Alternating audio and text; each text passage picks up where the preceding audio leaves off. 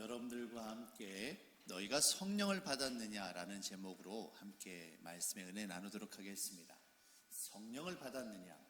우리가 신앙생활하면서 아주 근본적인 질문입니다. 여러분에게 질문을 좀 하도록 하겠습니다. 잘 들으시고 여러분께서 아멘으로 좀 대답해 주시면 감사하겠습니다. 여러분들은 예수님이 하나님의 아들이시며 우리를 구원하시기 위해 이 땅에 오신 구세주 그리스도이심을 믿으십니까?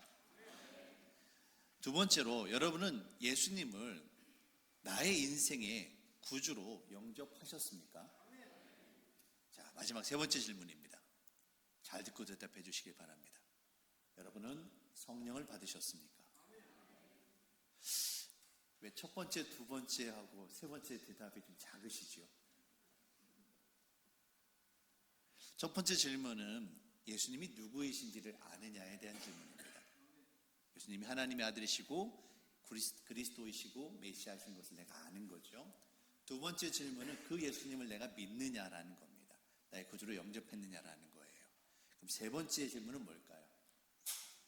어떻게 신앙생활하고 있느냐에 대한 질문이에요. 우리는 성령을 받았느냐라는 질문을 들을 때 나의 신앙생활을 돌아보게 됩니다. 내가 어떻게 신앙생활을 하고 있는지 그걸 생각하게 되면 부끄럽고 민망해서 나도 모르게 아멘이다라고 크게 대답하지를 못하는 거죠. 솔직한 이야기입니다. 저는 오늘 여러분들과 함께 이 성령 충만에 대한 이야기를 좀 하려고 하는데요. 왜 우리는 성령을 받았습니까? 라고 이야기할 때 머뭇거릴까? 저는 여기에 여러분들께서 성령에 대해서 좀 오해하시는 부분이 있기 때문에 이렇게 대답을 한다라고 생각을 합니다. 그래서 그럼 과연 도대체 목사님이 이야기하는 성령은 무엇입니까? 그리고 성령에 대해서 뭘 오해하고 있는 건가요? 이 질문에 대해서 제가 여러분에게 좀 답해 드리려 합니다. 자, 먼저 오늘 본문 말씀을 좀 보시면 아볼로가 고린도에 있을 때 바울이 윗지방으로 다녀 에베소에 와서 어떤 제자들을 만나라고 시작하고 있습니다. 바울이 3차 전도여행을 시작하면서 첫 번째 사역지로 에베소에 도착을 했습니다. 그런데 에베소에서 지금 누구를 만났습니까? 어떤 제자들을 만났어요. 이 제자들에게 바울이 묻습니다. 2절 3절입니다. 이르되 너희가 믿을 때에 성령을 받았느냐? 아니라 우리는 성령의 계심도 듣지 못하였노라. 바울이 이 제자들에게 너희가 성령을 받았느냐라고 물었는데 하는 이야기가 우리는 성령을 모른다라는 거예요. 여러분, 성령의 계심도 듣지 못한다. 바울은 받았느냐라고 물었는데 우리는 성령을 모른다라고 대답을 했어요.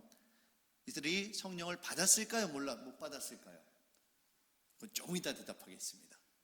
근데 이들이 어떤 사람이냐? 3절 말씀을 보시니까 바울이 그러면 너희가 무슨 세례를 받았느냐 대답하되 요한의 세례니라 라고 대답을 합니다. 이 말을 통해서 이들이 지금 이 세례 요한의 제자였을 것이다라는 것을 우리는 추측할 수가 있습니다. 세례 요한이 회개하라 천국이 가까이 왔느니라 이 메시지를 듣고 그들이 죄를 회개하고 요단강에서 요한으로부터 세례를 받은 사람들이에요. 이 사람들이 지금 이 에베소에 머물러 있다가 바울을 만나게 된 겁니다. 우리는 여기에서 이런 질문을 하나 하게 됩니다. 지난주 우리가 들었던 말씀을 생각해 보시면 이 에베소에 아볼로라고 하는 사역자가 있었습니다. 이 아볼로에게 바울과 함께 동역을 했던 브리스길라와 아굴라 부부가 이 아볼로 그 사역자의 메시지를 들어보니까 성경에 대해서 잘 아는데 예수님에 대한 이야기가 없는 거예요. 예수님의 십자가 부활과 성령에 대한 이야기가 없습니다. 그래서 이 브리스길라와 아굴라 부부가 이 아볼로 사역자에게, 젊은 목회자에게 말씀을 잘 설명을 하고 그가 이제 그 다음에 예수님에 대한 구원에 대한 확신을 갖고 복음을 증거하게 되었다 이 이야기였어요. 근데 바로 이어서 오늘에는 이 에베소에서 똑같은 장소입니다. 에베소에서 바울이 세례 요한의 제자들에게 너희가 성령을 받았느냐라고 물어요. 너희가 성령을 받았느냐? 계속해서 성경은 이 성령을 강조하고 있습니다. 왜 그럴까요?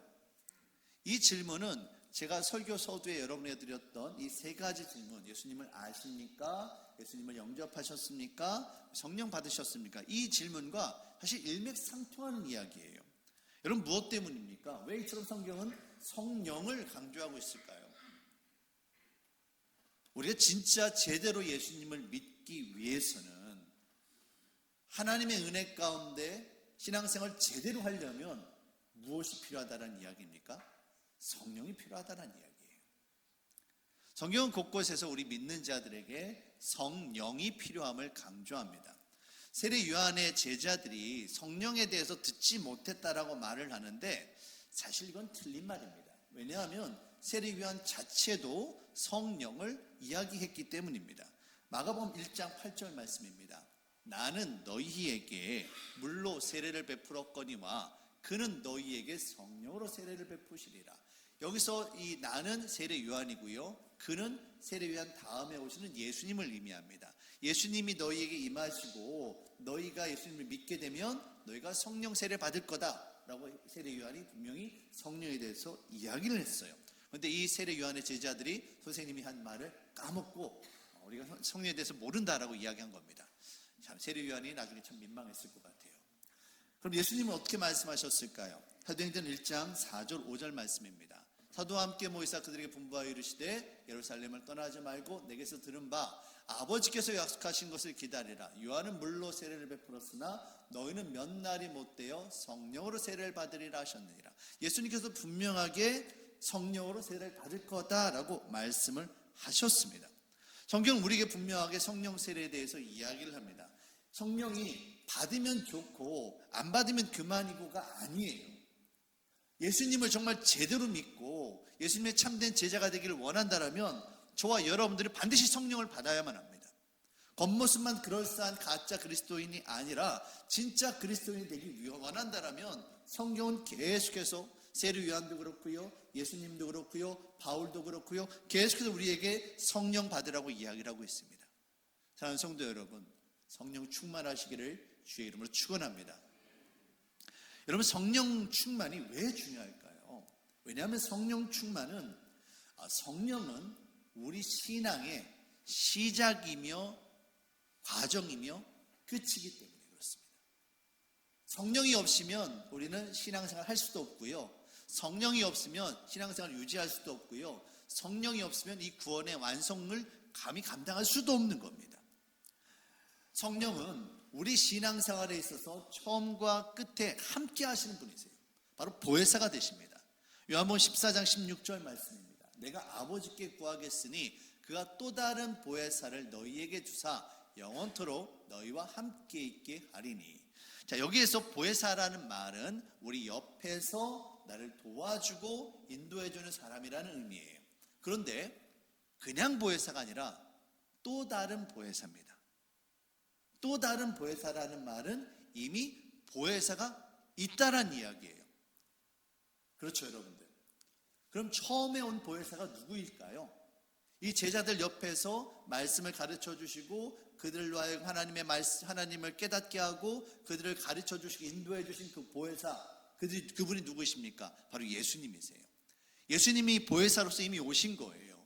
그리고 그 제자들에게 너희에게 또 다른 보혜사가 올 것이다. 그 보혜사는 성령이신데 성령님께서 너희와 함께 있을 것이다. 너희와 함께 있고 너희를 돕고 너희로 하여금 하나님 나라에 들어갈 수 있도록 인도해 주실 것이다 라고 하신 게 바로 예수님의 말씀이에요. 보혜사 성령님께서 우리 안에 임하심으로 가장 첫 번째로 하시는 일이 뭐냐면 바로 저와 여러분들로 하여금 예수님이 그리스도이심을 깨닫고 믿게 하시는 일입니다. 고린도전서 12장 3절 말씀입니다. 그러므로 내가 너희에게 알리노니 하나님의 영으로 말하는 자는 누구든지 예수를 저주할 자라 하지 아니하고 또 성령으로 아니하고는 누구든지 예수를 주시라 할 수 없느니라. 성령님이 아니면 예수님이 그리스도이시고 예수님이 나의 주님 되시면 우리가 믿음으로 고백할 수가 없다는 이야기예요. 예수님에 대해 아는 것 정말 중요합니다. 성경에 대해 아는 것 중요해요. 하지만 아는 것으로 끝나면 안 된다는 거예요. 무엇이 필요합니까? 예수님이 나의 구주이심을 내가 믿음으로 고백해야 된다는 거예요. 그럴 수 있도록 우리에게 깨달음을 주시고 고백할 수 있도록 믿음을 주시는 이가 누구이십니까? 바로 성령 하나님이심을 여러분 믿으시길 바랍니다. 요한의 세례를 받은 자들에게 너희가 성령을 받았느냐라고 바울이 물어보는 이유는 뭐냐면, 성령이 받았다, 성령이 임했다라면 그건 반드시 뭐란 이야기예요? 그들이 예수님을 믿는다라는 증거가 되는 겁니다. 성령이 아니시면 예수님을 구주로 시인하고 고백할 수가 없기 때문이에요. 그래서 성경에서 성령을 받았느냐라는 말은 너희가 예수님의 십자가 부활을 믿느냐와 거의 동의어입니다. 세례 요한이 전한 말씀은 회개의 복음이었습니다. 너희는 죄인이야. 그러니까 너희는 죽을 수밖에 없어. 회개해. 이게 바로 세례 요한이 한 이야기였습니다. 우리가 예수님을 영접하기 위해서는 가장 먼저 무엇보다도 우리가 바로 죄인임을 깨달아야만 합니다. 근데 세상 사람들은 어떻습니까? 자기 의로 가득한 사람들입니다. 내 힘으로 무엇이든지 다 감당할 수 있는 것처럼 정말 그렇게 힘이 있는 사람들입니다. 그런 사람들이 어떻게 예수님을 구주로 영접할 수 있겠습니까? 그러기 위해서는 성령님께서 그의 마음을 만져주셔야 되는 거예요.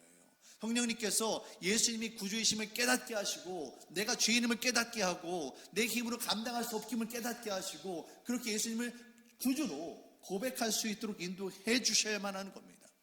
우리가 백날 첫날 당신은 죄인입니다라고 아무리 이야기해도 당신이나 예수님 잘 믿으십시오 하는 이야기는 뭡니까? 그건 결국 그들 안에 성령님께서 예수님께서 그들이 구주가 되시면 그들이 깨닫지 못했기 때문에 그래요. 우리가 예수님을 믿는 척은 얼마든지 할 수 있습니다. 교회 나와서 예배드리고요, 때로는 분위기에 어떤 음악에 그런 심취되어져서 감격의 눈물을 흘릴 수도 있습니다. 우리 기도도 할 수 있고요, 찬양도 할 수 있고요, 심지어는 열심으로 전도도 할 수 있어요. 하지만 내가 죽을 수밖에 없는 죄인임을 깨닫지 못한다면, 내 안에 어떤 희망이나 어떤 소망이 없는 무력한 존재임을 깨닫지 않고서는 결코 예수님을 내 인생의 구주로 영접할 수가 없습니다. 예수님에 대해 아는 것, 성경에 대해 아는 것, 이것만으로는 결국 구원의 은혜에 이를 수가 없다는 거예요. 저와 여러분들이 예수님을 믿어야만 합니다.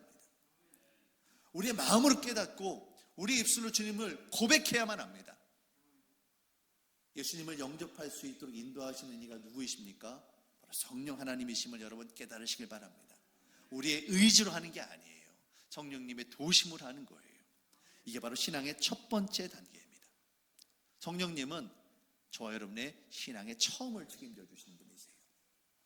두 번째로, 예수님을 믿은 이후에 우리가 주의 은혜 가운데 자라나야만 합니다. 온전한 크리스찬으로 성숙하고 변화되어야만 하죠. 이 변화되는 과정 가운데 인간의 힘과 노력을 감당할 수 있느냐? 안 됩니다. 성령 하나님의 도우심이 반드시 필요합니다. 구원은 단 한 번의 사건으로 완성되는 게 결코 아닙니다. 우리의 평생 동안 우리 이 땅을 살아가면서 하나님께서 우리에게 주신 이 말씀을 붙잡고 이 말씀 앞에 우리가 쳐서 복종하며 주께서 원하시는 정말 하나님께 기뻐하시는 거룩한 제사장의 모습으로 우리가 끊임없이 변화되는 일들이 필요해요. 그런데 이 가운데 말씀을 깨닫게 하시고 이 말씀을 통해 우리가 순종하게 하시고 이 말씀을 통해 우리를 변화시키도록 우리를 이끌어 주시는 이가 여러분 누구이십니까? 바로 성령 하나님이심을 여러분 깨달으시길 바랍니다. 부활하신 예수님께서 승천하시기 전에 제자들에게 성령을 기다리라고 말씀하십니다. 누가복음도 그렇고요, 사도행전도 그렇고요, 마태복음도 그렇고요, 계속 예수님께서는 십자가 달려 죽으시고 부활하신 그 예수님께서 3년 동안 함께 하셨던 그 제자들에게 너에게 성령이 임하실 거다, 그러니까 너희가 성령을 기다려라 라고 말씀을 하세요. 중요한 질문입니다. 이 제자들이 예수님을 믿고 있나요? 믿지 않고 있나요? 믿고 있습니다. 심지어 베드로는 주는 그리스도이시요 살아계신 하나님의 아들이십니다라고 고백을 했습니다. 그래서 믿음을 고백했다는 것은 이미 그들 안에 성령이 임하셨다는 거예요. 그런데 예수님께서는 왜 다시 그들에게 성령을 기다리라고 말씀하셨을까요? 우리가 처음 예수님을 믿을 때 우리 안에 임하시는 성령님은 우리를 믿게 하시는 성령님이시고요, 어떻게 표현하면 작은 불씨와 같은 거예요. 그런데 두 번째로 예수님께서 말씀하신 너희가 성령이 임하실 거다라고 하신 이 성령님은 마치 기름을 붓듯이 우리의 심령을 활활 타오르게 하는 정말 능력과 같은 그런 성령님이신 겁니다. 이 제자들이 예수님을 다 믿고 있었거든요. 그들에게 성령의 충만히 이미 임하고 있었거든요. 하지만 그럼에도 불구하고 예수님께서는 그들의 연약함을 아신 거예요. 제자가 하나님의 말씀을 따라서 살아가기 위해서는 성령 하나님의 도우심이 반드시 필요함을 예수님께서 아셨던 겁니다. 그래서 그들이 이렇게 말씀하십니다. 요한복음 14장 26절 말씀입니다. 보혜사 곧 아버지께서 내 이름으로 보내실 성령, 그가 너희에게 무엇을 하십니까? 모든 것을 가르치고 내가 너희에게 말한 모든 것을 생각나게 하리라. 예수님께서 가르치시고 예수님께서 말씀하신 게 여러분 무엇입니까? 바로 우리가 붙잡고 있는 성경입니다. 하나님의 말씀입니다. 하나님의 말씀을 듣고 우리 삶 가운데 이루어지는 이 상황 가운데 예수님께서 하신 말씀이 바로 이 말씀이구나, 내가 이 말씀을 지켜 행해야 되는 거구나, 하나님의 뜻이 바로 이것이구나, 이걸 깨닫게 하시고 우리를 그 삶에 순종하며 나아갈 수 있도록 이끄시고 힘을 주시고 도우시는 이가 누구시란 얘기예요? 성령 하나님이란 이야기입니다. 우리에게는 우리의 신앙생활을 제대로 하기 위해서는 반드시 두 가지가 필요합니다. 첫 번째는 바로 하나님의 말씀이에요. 하나님의 말씀이 없으면 예수님을 깨닫지도 못하고요, 우리가 어떻게 살아가야 될지 알지 못합니다. 하지만 중요한 것은 이 말씀을 따라 살 수 있도록 우리를 이끄시는 분이 반드시 필요하다는 이야기예요. 그분이 누구이십니까? 바로 성령 하나님이세요. 요한복음 3장과 4장의 말씀을 보시면 예수님께서 니고데모와 사마리아 여인에게 구원에 대해서 이야기를 합니다. 근데 이 두 사람 다 예수님께서 강조하는 게 있었어요. 바로 성령과 말씀이었습니다. 니고데모와 이 사마리아 여인은 당시의 개념으로, 당시의 사회적 관념에서 볼 때 너무나도 차이가 나는 사람이었습니다.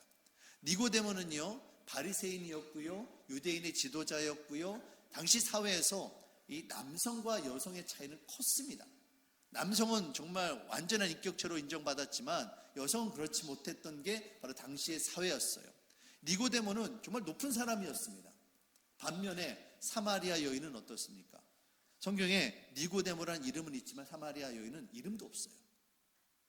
정말 당시 유대인들이 정말 저주받은 땅이라 손가락질하던 그 사마리아 땅에 있었던 사람이고요, 이방인이었고요, 또 여인이었고요, 심지어 그 가정에 문제가 있어서 이 여인이 다른 사람들이 보기 민망해서 밖에 나와서 물도 제대로 못 깃는, 다른 사람들이 다 쉬고 있는 그 뜨거운 떼약볕에 와서 물을 길어야 했던 그런 여인이었다는 거예요. 한마디로 니고데모는 높은 사람, 사마리아 여인은 비천한 사람이었다고요. 그런데 예수님께서는 높은 사람이든 비천한 사람이든 똑같이 말씀하십니다. 너에게는 말씀과 성령이 필요하다고 말씀하고 계세요. 자, 니고데모 먼저 말씀 보시면 요한복음 3장 5절 말씀입니다. 예수께서 대답하시되 진실로 진실로 내게 이르노니 사람이 물과 성령으로 나지 아니하면 하나님 나라에 들어갈 수 없느니라. 니고데모야, 네가 구원받기를 원하고 있는데 네가 구원받고 하나님 나라에 들어가려면 반드시 물과 성령으로 거듭나야 된다. 여기서 물은 무엇을 이야기할까요? 성경에서 물은 하나님의 말씀을 의지하는 상징입니다. 에베소서 5장 26절 말씀입니다. 이는 곧 물로 씻어 말씀으로 깨끗하게 하사 거룩하게 하시고. 니고데모에게 너희가 물과 성령으로 거듭나지 아니하면 하나님 나라에 들어갈 수 없다라고 하시는 말씀은 너희가 말씀과 성령을 통해서 거듭나야 된다, 그래 하나님 나라에 들어갈 수 있다라고 말씀하고 계시는 거예요. 사마리아 여인도 마찬가지입니다. 요한복음 4장 23절 24절 말씀입니다. 아버지께 참되게 예배하는 자들은 영과 진리로 예배할 때가 오나니 곧 이때라. 아버지께서는 자기에게 이렇게 예배하는 자들을 찾으시느니라. 하나님은 영이시니 예배하는 자가 영과 진리로 예배할 겁니다. 여러분, 영과 진리가 뭐겠습니까? 성령과 진리 되신 하나님의 말씀입니다. 성경은 계속해서 하나님의 말씀과 성령이 우리에게 반드시 필요하다고 이야기를 하고 있어요. 저와 여러분들로 하여금 온전히 신앙생활을 할 수 있도록 하나님의 말씀을 깨닫게 하시고 그 말씀을 실천하고 순종하며 살아갈 수 있도록 하시는 성령 하나님의 은혜가 반드시 필요함을 여러분 깨달으시길 바랍니다. 우리가 말씀을 붙잡고요, 말씀 앞에 순종하는 일은요, 단 한 번으로 완성되는 게 아니에요. 단 한 번 완성했다고, 한 번 지켰다고 끝나는 게 아닙니다. 평생 동안 말씀 앞에 내가 이 말씀을 지켜 행할 수 있도록 우리를 쳐서 복종시키고 그리스도의 제자로서 성숙해 가는 과정이 반드시 필요하다는 이야기입니다. 오늘 본문 사도행전 19장, 바울이 에베소에서 사역을 하는데 바울이 십자가 복음을 증거를 합니다. 그런데 여기에서 아주 바울의 사역 가운데 중요한 변화가 나타납니다. 19장 9절의 말씀입니다. 어떤 사람들은 마음이 굳어 순종하지 않고 무리 앞에서 이 도를 비방하거늘. 바울이 복음을 전했는데 믿는 사람도 있고 믿지 않는 사람들도 있어요. 그런데 바울이 믿는 사람들 가운데 바울이 그들을 떠나 제자들을 따로 세우고 바울이 전한 복음을 듣고 제자가 된 사람들을 따로 세웠습니다. 그리고 그들은 어떻게 합니까? 두란노 서원에서 날마다 강론하니라. 한 번 말씀을 전하고 끝나는 게 아니라 날마다 말씀을 강론했어요. 날마다 말씀을 전하면서 말씀을 제대로 지키고 살고 있는지, 삶이 변화되고 있는지 날마다 확인하고 점검을 합니다. 그 스스로가 하나님의 말씀 따라 살아가지 못하면 그러지 못했음을 회개하고 하나님의 도우심을 간구하고 그렇게 살아갈 것을 결단을 합니다. 그게 몇 년을 합니까? 다음 주 10절 말씀을 보시면 2년 동안 그렇게 합니다. 사도행전 19장 10절 말씀을 보시면 2회 동안 이같이 했다라고 이야기해요.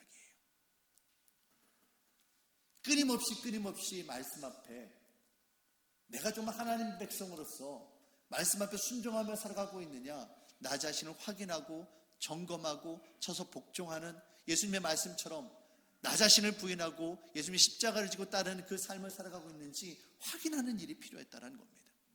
사랑하는 성도 여러분, 말씀 앞에 훈련되는 일은요 결코 하루 이틀에 완성되는 이야기가 아닙니다. 오늘도 우리가 예수님을 믿는다라고 고백을 하지만, 제가 설교 서두에 여러분이 성령 받으셨습니까? 라고 질문했을 때 왜 머뭇머뭇거리셨습니까? 결국에는 내가 하나님의 말씀을 따라 순종하며 살지 못하고 있기 때문입니다. 하나님 앞에 너무나도 부끄러워서 그렇습니다. 중요한 것은 이미 우리 안에 성령님이 거하고 계세요. 성령은 이미 거하고 계십니다. 중요한 것은 우리가 그 말씀 앞에, 성령님의 인도하심 앞에 순종하지 못하고 있다는 거예요. 성령의 인도하심을 따라 날마다 거룩하게 변화된 삶을 살아가는 저와 여러분들이 되시길 바랍니다. 지금까지 말씀을 정리해보면 성령 하나님의 도우심이 있어야만 우리가 예수님을 믿고 예수님이 하나님의 아들이시고 구세주이심을 알고 예수님을 고백할 수 있다라고 깨닫게 되었습니다. 그리고 성령 하나님의 도우심을 통해서 우리가 변화된 삶으로 살아갈 수 있다는 것을 알 수 있었죠. 그럼 마지막으로 성령님이 왜 필요하실까요? 성령님이 임하셔야만 능력으로 구원의 완성이 성취되기 때문입니다. 바울이 에베소에서 요한의 세례에 머물러 있던 제자들에게 예수님의 십자가 복음을 증거했고 그들이 예수님의 이름으로 세례를 받게 됩니다. 그래서 그곳에 어떤 일이 일어납니까? 성령께서 임하세요. 사도행전 19장 5절에서 7절 말씀입니다. 그들이 듣고 주 예수의 이름으로 세례를 받으니 바울이 그들에게 안수함에 성령이 그들에게 임하심으로 방언도 하고 예언도 하니 모두 12사람쯤 되니라. 재미있는 것은요, 이 7절에서 이 성령 세례 받은 사람의 숫자를 12로 기록하고 있어요. 여러분, 당장에 12이라는 숫자를 들으면 여러분 누가 떠오릅니까? 예수님의 12제자가 떠오르죠. 초대교회 예루살렘에 임했던 그 성령께서 예루살렘의 그 12제자를 중심으로 그 교회를 일으켜 세웠던 것처럼 오늘 에베소에서 정말 바울을 통하여 말씀을 듣고 그들이 성령 세례 받아서 그들이 성령으로 충만해져서 마치 이 베드로와 요한이 성령 충만해져서 복음을 증거했던 것처럼 그들의 삶 가운데 병 고침의 능력과 귀신 쫓음의 역사와 이런 능력이 나타났던 것처럼 이 12제자들이 성령으로 충만해져서 그들의 삶 가운데 성령의 역사하심과 능력이 나타났다는 것을 보여주기 위해서 일부러 12쯤 되지 않았느냐라고 기록하고 있다는 거예요. 그 결과 에베소에서 어떤 이야기가 일어납니까? 20절 말씀입니다. 누가는 이렇게 한마디로 결론을 짓습니다. 이와 같이 주의 말씀이 힘이 있어. 성령으로 충만해져서 말씀 앞에 순종하며 말씀의 능력으로 증거했더니 어떻게 됩니까? 말씀이 힘이 있어 흥왕하여 세력을 얻으니라. 사랑하는 성도 여러분, 우리에게는 성령의 충만함이 반드시 필요합니다. 하나님의 도우심, 하나님의 능력이 반드시 필요합니다. 성령이 임하시면 작은 불꽃과 같았던 우리의 믿음이 활활 타오르게 되어지고요. 이 활활 타오르는 것이 우리 나 자신을 뛰어넘어서 능력으로 나타나게 되어지고 여러분의 가정과 여러분의 직장과 우리 교회 공동체 가운데 하나님께서 이루시는 그런 놀라운 일들을 이루게 되어집니다. 여러분, 출애굽 광야 시대에 이스라엘 백성들에게는 하나님의 임재를 상징하는 구름 기둥과 불 기둥이 있었습니다. 이스라엘 백성들은 그 구름 기둥과 불 기둥을 바라보면서 하나님 오늘도 우리와 함께 하시는구나, 그것을 확신하면서 가나안 땅에서 그 정쟁을 치를 수 있었고 그 땅을 정복할 수가 있었습니다. 그런데 문제는 이제 이스라엘 백성들이 가나안 땅에 흩어져 살게 되어지면서 더 이상 성막 위에 나타났던 그 구름 기둥과 불 기둥이 보이지 않게 됐다는 거예요. 여러분, 왜 그렇습니까? 왜 그렇습니까? 여호와 하나님께서 더 이상 그들과 함께 하시지 않는 건가요? 아니에요. 왜 성막 위에 구름 기둥과 불 기둥이 임하지 않았느냐라면 이스라엘 백성들이 가나안 땅으로 흩어져 갔기 때문입니다. 각각 그들이 임하는 곳에, 하나님 백성이 있는 그곳에 하나님의 영인 성령님께서 그곳에 거하고 계시는 거예요. 영이신 하나님께서 굳이 성막 위에 머물러 계실 이유가 없는 겁니다. 중요한 것은 하나님의 백성, 저와 여러분들이 있는 그곳에 오늘도 성령님께서 함께하고 계시며 하나님의 도우심으로 우리가 믿음 가운데 승리하며 살아갈 수 있도록 지금도 인도하고 계심을 여러분 믿으셔야만 해요.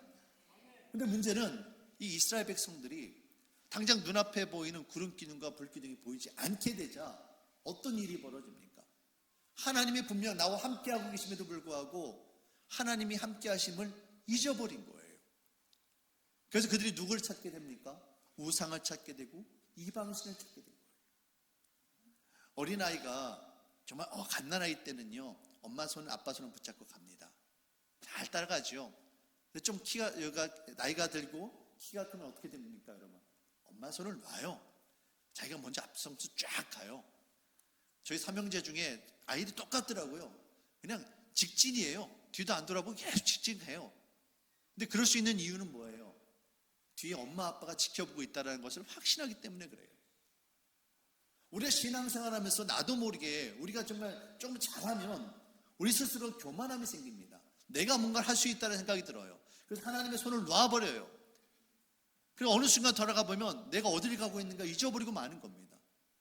중요한 것은 하나님은 지금도 우리 뒤에서 우리들을 살며 지켜보고 계시는데 우리 그 하나님을 잊어버리고 있는 거예요. 그래서 성령 충만합니까? 성령님과 함께 동행하고 계십니까? 물어봤을 때 우리가 그 하나님을 우리가 인정하지 못하고 고백하지 못하는 거예요. 중요한 것은요, 우리는 느끼지 못한다 할지라도 성령님은 여전히 오늘도 똑같이 우리와 함께하고 계시다라는 겁니다. 그 사실을 잊지 마시길 바랍니다. 에베소서 5장 18절 말씀입니다. 바울은 술 취하지 말라. 이는 방탕한 것이니 오직 성령으로 충만함을 받으라. 그래서 술 취하지 말라라는 말은요, 이 술로 대표가 되어지는 세상의 욕심, 세상의 즐거움, 세상 쾌락, 이런 것에 지배당하지 말라는 뜻입니다.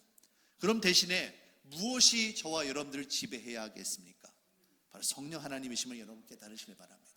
성령 충만함을 받으라. 이 말은 성령님의 다스림을 받고 성령님의 지배를 받고 성령님과 동행하는 삶을 살라는 이야기예요. 사랑하는 성도 여러분, 성령으로 충만하시기를 주의 이름으로 부탁드립니다. 우리가 성령으로 충만하지 않으면 세상의 것들이 저와 여러분들을 지배하려고 합니다.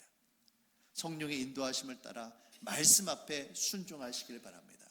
말씀을 통해 하나님께서 우리에게 깨달음을 주신다면 그 말씀 앞에 순종하세요.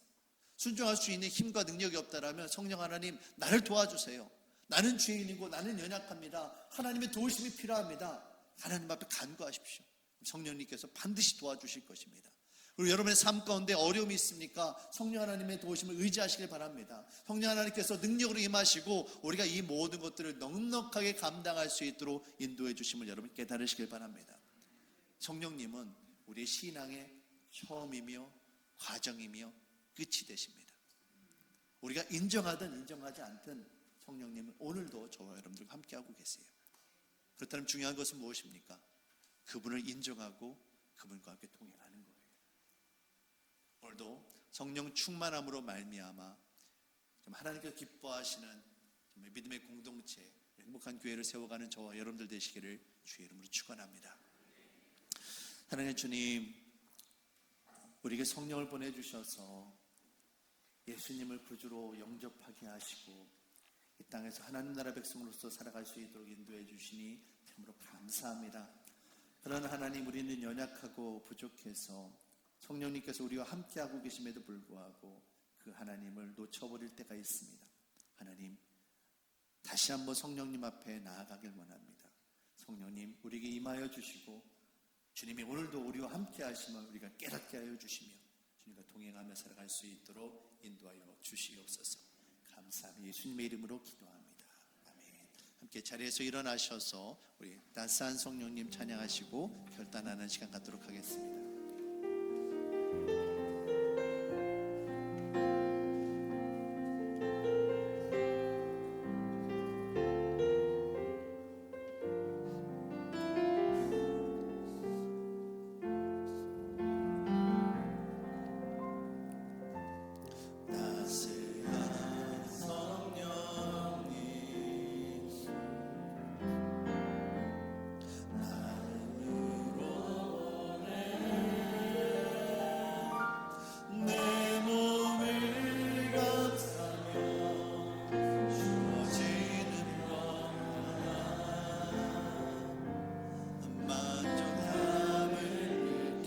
사랑과 진리의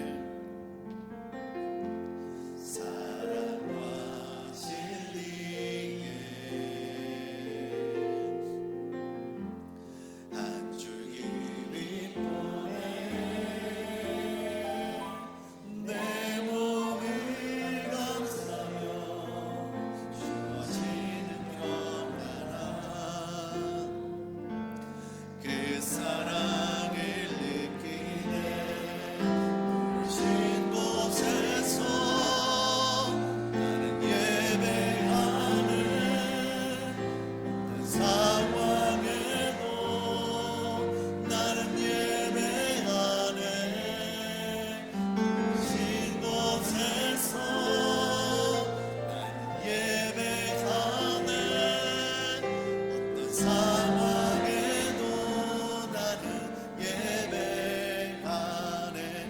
걸어갈 때 내가 걸어갈 때 기대고 살아갈 때 삶이 되는 그곳에서 예배하네 내가 걸어갈 때 기대고 살아갈 때 삶이 되는 그곳에서 예배하네 부르신 곳에서 나는 예배하네 어떤 상황에도 나는 예배하네